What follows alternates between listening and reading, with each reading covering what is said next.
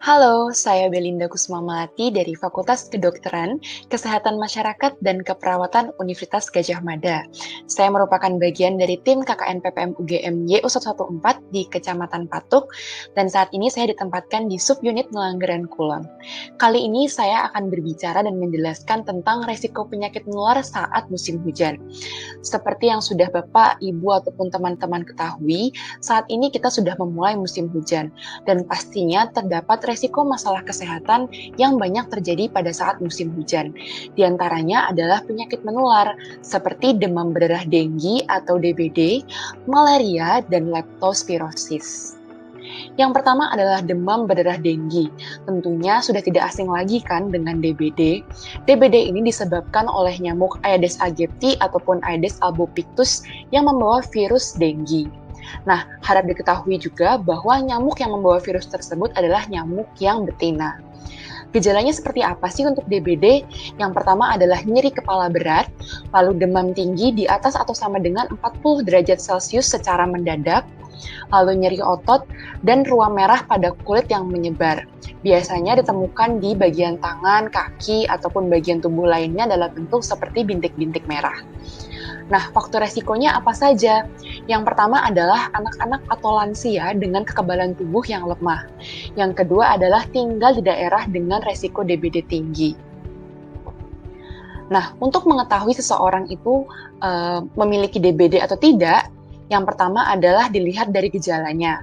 Apabila Bapak, Ibu, dan teman-teman memiliki gejala yang disebutkan di atas, harap menghubungi layanan kesehatan terdekat. Dan nanti akan dilakukan pemeriksaan laboratorium untuk menentukan penyebab dari gejala-gejala tersebut. Nah, apa sih bahayanya DBD jika tidak ditangani? Jika gejalanya berat dan tidak segera ditangani, maka dapat terjadi yang namanya Dengue Shock Syndrome atau DSS. Nah, DSS ini ditandai dengan adanya perdarahan, misalnya mimisan atau perdarahan pada luka yang tidak kunjung membaik, lalu juga tekanan darah yang turun, nadi yang melemah, dan urin yang keluar itu sangat sedikit. Tentunya hal seperti ini sangat berbahaya bagi seseorang. Nah, bagaimana sih cara pencegahan DBD? Yang pertama adalah memberantas tempat perkembangan nyamuk dengan cara menutup tempat penampungan air, menguras bak ataupun tempat penampungan air secara berkala, dan tidak menumpuk barang-barang yang berpotensi menjadi tempat perkembangbiakan nyamuk. Yang kedua adalah vaksinasi denggi. Vaksinasi denggi ini bisa dilakukan untuk anak usia 9 sampai 16 tahun sebanyak 3 kali dan berjarak 6 bulan setiap kali vaksinnya. Yang ketiga adalah menggunakan ABAT pada bak mandi atau tempat penampungan air yang lain, lalu menggunakan kelambu saat tidur. Lalu untuk area yang rawan akan nyamuk dapat diberikan insektisida atau pembunuh nyamuk. Dan yang terakhir adalah menanam tanaman yang dibenci atau tidak disukai oleh nyamuk, misalnya sereh yang mengandung citronella dan bunga lavender. Nah, resiko masalah kesehatan yang kedua adalah malaria. Malaria ini disebabkan oleh gigitan nyamuk Anopheles yang membawa virus Plasmodium. Gejalanya seperti apa sih untuk malaria ini? Yang pertama adalah demam, menggigil, berkeringat dan lemas, serta sakit kepala. Nah, pasti Bapak, Ibu, dan teman-teman bertanya-tanya, apa sih bedanya DBD dengan malaria? Bedanya adalah pada malaria, gejala yang ditimbulkan itu membentuk siklus. Nah, siklusnya ini bisa muncul setiap 3 hari sekali atau 4 hari sekali, tergantung penyebab dari malarianya. Nah, apa aja sih faktor resiko yang menyebabkan seseorang bisa terkena malaria? Yang pertama adalah tinggal di daerah dengan angka malaria yang tinggi, misalnya di daerah timur Indonesia seperti di Papua ataupun Papua Barat. Nah, untuk di DIY sendiri, di Provinsi DIY, angka malaria terbanyak itu ditemukan di Kulon Progo. Namun, beberapa tahun terakhir ini, angka malaria di Kulon Progo itu sudah menurun. Nah, untuk pemeriksaannya sendiri, jika Bapak, Ibu, dan teman-teman memiliki gejala di atas, harap segera menghubungi layanan kesehatan terdekat dengan segera. Yang pertama akan diperiksa adalah gejala dan riwayat perjalanannya. Apakah Bapak, Ibu, dan teman-teman semua ini habis melakukan perjalanan dari sebuah tempat dengan angka malaria yang tinggi. Lalu yang kedua adalah pemeriksaan tes diagnostik cepat atau rapid diagnostic test untuk melihat adanya malaria pada sampel darah. Dan yang ketiga adalah pemeriksaan laboratorium yang lain. Sehingga terkadang pada pemeriksaan itu, sampel darah yang diambil itu tidak hanya sekali, tapi bisa berkali-kali. Nah, jika malaria ini tidak ditangani dengan cepat ataupun seseorang memiliki gejala yang berat, ada beberapa komplikasi yang bisa terjadi. Yang pertama adalah anemia berat atau kekurangan oksigen dalam darah. Karena sel darah merah yang ada dalam tubuh kita itu tidak bisa membawa cukup oksigen. Yang kedua adalah sumbatan pembuluh darah yang mengarah ke otak. Biasanya hal ini terjadi pada jenis malaria cerebral. Yang ketiga adalah kegagalan organ, misalnya ginjal, hati, dan limpa. Lalu adalah penurunan kadar gula darah, dan yang terakhir adalah dehidrasi, yang bisa ditandai juga dengan penurunan tekanan darah secara tiba-tiba. Nah, bagaimana sih pencegahan dari malaria ini? Yang pertama adalah memberantas tempat perkembangan nyamuk. Sama seperti saat DBD tadi, yaitu menutup tempat penampungan air, menguras bak secara berkala, dan tidak menumpuk barang-barang yang berpotensi menjadi tempat perkembangbiakan nyamuk. Lalu menghindari gigitan nyamuk dengan menggunakan kelambu, ataupun spray, ataupun lotion anti nyamuk. Yang ketiga, bagi seseorang yang akan melakukan perjalanan atau berpergian ke daerah yang rawan dengan malaria, dapat diberikan obat anti malaria sebagai perlindungan atau yang biasa disebut sebagai profilaksis.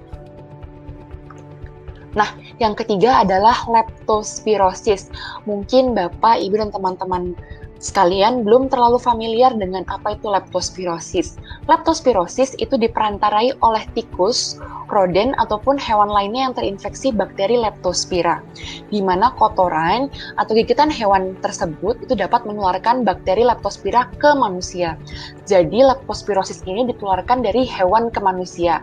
Namun untuk penularan dari manusia ke manusia sendiri itu belum dilaporkan adanya penularan seperti itu. Nah, gejalanya seperti apa sih untuk leptospirosis? Yang pertama adalah demam mendadak di atas atau sama dengan 38 derajat Celcius. Yang kedua adalah menggigil, lalu lemas, sakit kepala, mata merah, kekuningan pada kulit, dan nyeri pada otot, terutama di bagian betis. Nah, apa saja sih yang bisa menyebabkan seseorang bisa terkena leptospirosis? Yang pertama adalah tinggal atau bekerja di area yang beresiko adanya tikus atau hewan yang terinfeksi, misalnya di toko hewan atau pet shop, lalu di sawah ataupun perkebunan, ataupun tinggal di lingkungan yang sekitarnya sering terjadi banjir atau sedang terjadi banjir. Yang kedua adalah darah, urin, ataupun kotoran dari hewan yang terinfeksi leptospira. Jadi darah, urin, atau kotoran ini dapat membawa bakteri leptospira, dan bakteri ini bisa bertahan di air, ataupun genangan, ataupun tanah seperti itu, sehingga bisa menularkan ke manusia. Nah, berikut adalah perjalanan khas dari leptospirosis.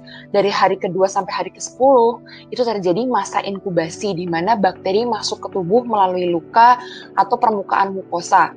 Mukosa itu adalah selaput lendir, seperti misalnya di bagian dalam hidung, di bagian dalam mulut, dan di bagian mata atau yang biasa disebut konjungtiva. Lalu, bakteri ini itu melakukan penetrasi atau masuk ke dalam jaringan di tubuh manusia.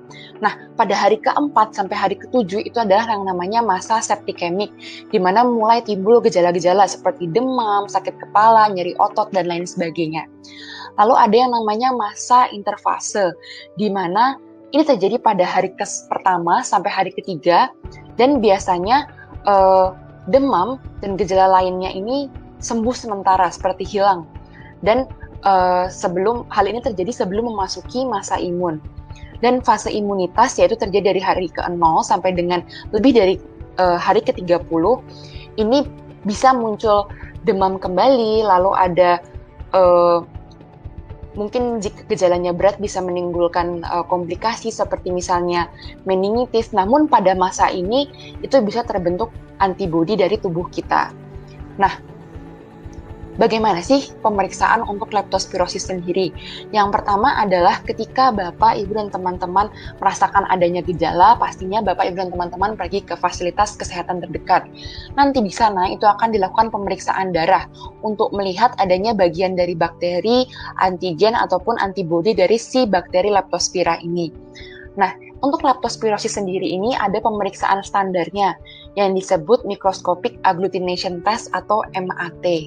Nah, tadi kan sudah ada gejala-gejalanya nih.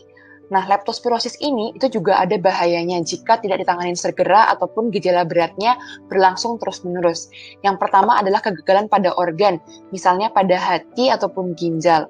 Lalu kuning pada seluruh tubuh, misalnya di mata, lalu di kulit. Nah, hal ini disebut ikterus. Lalu bisa juga terjadi perdarahan dan kerusakan pada paru-paru. Nah, bagaimana sih pencegahan supaya kita tidak terkena leptospirosis? Yang pertama adalah menerapkan perilaku hidup bersih dan sehat atau PHBS dan mencuci tangan secara teratur.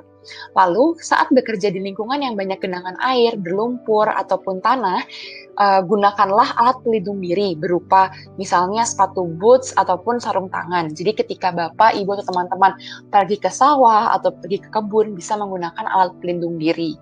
Lalu yang ketiga adalah mencegah perkembangbiakan tikus di sekitar lingkungan tempat tinggal dengan cara membersihkan lingkungan tempat tinggal secara teratur. Nah, yang terakhir, untuk mencegah resiko masalah kesehatan di musim hujan, yang terpenting adalah jangan lupa untuk terus menerapkan perilaku hidup bersih dan sehat atau PHBS di semua aspek kegiatan yang kita lakukan sehari-hari. Dan mengingat saat ini kita masih dalam kondisi pandemi, jangan lupa juga untuk menerapkan protokol kesehatan. Sekian yang bisa dapat saya sampaikan. Jika ada pertanyaan, bisa langsung dilangsungkan ke saya atau melalui platform KKN PPM UGM YO114, misalnya di Instagram ataupun di komen laman YouTube dan lain sebagainya. Terima kasih, salam sehat, sampai jumpa.